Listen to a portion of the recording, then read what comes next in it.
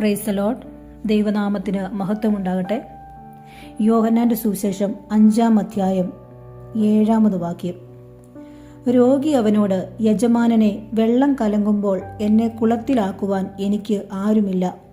ഞാൻ തന്നെ ചെല്ലുമ്പോൾ മറ്റൊരുത്തൻ എനിക്ക് മുമ്പായി ഇറങ്ങുന്നു എന്ന് ഉത്തരം പറഞ്ഞു. അനുഗ്രഹീതമായ ദൈവവചനത്തിനായിട്ട് ദൈവത്തിന് സ്തോത്രം ചെയ്യുന്നു. ഇതിൽ നിന്നും 2 ചിന്തകൾ പങ്കുവയ്ക്കുവാൻ ഞാൻ ആഗ്രഹിക്കുന്നു. ഒന്നാമതായി, മനുഷ്യ സഹായം പരിമിതമാണ്. രോഗിയായ ഈ മനുഷ്യൻ ബെഥെസ്ദ കുളക്കരയിലായിട്ട് നീണ്ട 38 വർഷമായിരിക്കുന്നു. പക്ഷെ ഇതുവരെയും ആരും തന്നെ സഹായിച്ചില്ല. താൻ രോഗിയായതുകൊണ്ട് തനിക്ക് കുളം കലങ്ങുന്ന സമയത്ത് അവിടേക്ക് ഇറങ്ങുവാനായിട്ട് കഴിയുന്നില്ല. അഥവാ താൻ ഏന്തിയും വലിഞ്ഞും അവിടേക്ക് ചെല്ലുമ്പോഴേക്കും മറ്റു പലരും തന്നെക്കാളും മുമ്പേ ഇറങ്ങി സൗഖ്യം പ്രാപിച്ചു പോവുകയാണ്. അവിടെ അനേകര് കൂടിയിട്ടുണ്ടെങ്കിലും ഒരു മനുഷ്യനു പോലും ഇയാളോട് കരുണ തോന്നുകയോ ഇയാളോട് ദയ കാണിക്കുകയോ ചെയ്തിട്ടില്ല. ഇയാൾ പറയുകയാണ്, എന്നെ സഹായിപ്പാൻ ആരുമില്ല, എൻ്റെ രക്തബന്ധങ്ങളില്ല, എൻ്റെ സുഹൃത്തുക്കളില്ല, എനിക്ക് ആരുമില്ല എന്ന്. പ്രിയപ്പെട്ടവരെ, പലപ്പോഴും മനുഷ്യൻ്റെ ഉള്ളിലെ ഒരു രോദനമാണ് ഇവിടെ നമുക്ക് കാണുവാനായിട്ട് കഴിയുന്നത്.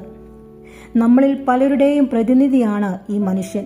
ഇയാൾ പറയുന്നു, എന്നെ സഹായിപ്പാനായിട്ട് എനിക്ക് ആരുമില്ല. മനുഷ്യന്റെ സഹായങ്ങൾ പരിമിതമാണ് എന്ന് നമുക്കിതിൽ കാണുവാനായിട്ട് കഴിയുന്നു.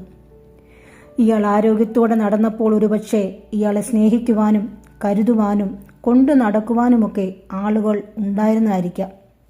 എന്നാൽ രോഗിയായി കഴിഞ്ഞപ്പോൾ ആരുമില്ലാത്ത അവസ്ഥ, എല്ലാവരാലും തള്ളപ്പെട്ട് എല്ലാവരാലും ഒറ്റപ്പെട്ടതായിരിക്കുന്ന അവസ്ഥ.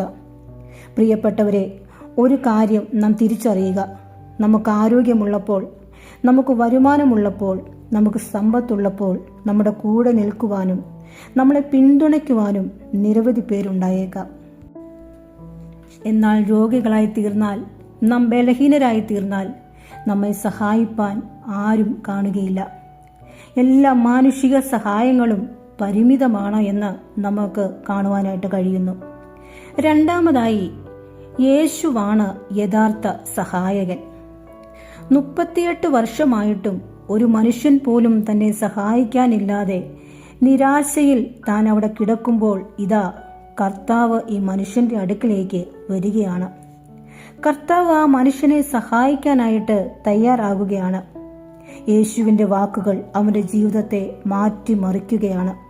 പ്രതീക്ഷകളെല്ലാം നഷ്ടപ്പെടുത്തുനിന്ന് അവൻ സൗഖ്യമുള്ളവനായി കിടക്കയുമെടുത്ത് മടങ്ങിപ്പോവുകയാണ്. ഈ സൗഖ്യത്തിന് മറ്റൊരു പ്രത്യേകത കൂടെ ഉണ്ട്. തനിക്ക് മുമ്പേ സൗഖ്യം പ്രാപിച്ചവരെല്ലാം കുളത്തിലിറങ്ങി ദൂതൻ വെള്ളം കലക്കുമ്പോഴുള്ള സൗഖ്യം പ്രാപിച്ചപ്പോൾ സാക്ഷാൽ കർത്താവിൽ നിന്നും സൗഖ്യം പ്രാപിക്കുവാൻ ഈ മനുഷ്യന് സാധിച്ചു എന്നുള്ളതാണ്. അതേ പ്രിയപ്പെട്ടവരെ, എല്ലാവരും നമ്മളെ കൈവിടുമ്പോഴും തള്ളിക്കളയുമ്പോഴും നമ്മുടെ സഹായകനായി വന്ന് കർത്താവ് നമ്മളെ ചേർത്ത് പിടിക്കുവാനായിട്ട് ഇടയായിത്തീരും. ഈ കർത്താവിൻ്റെ കരം നമ്മെ ചേർത്ത് പിടിക്കുന്ന കരമാണ്. ഈ കർത്താവിൽ നമുക്ക് ആശ്രയിക്കാം.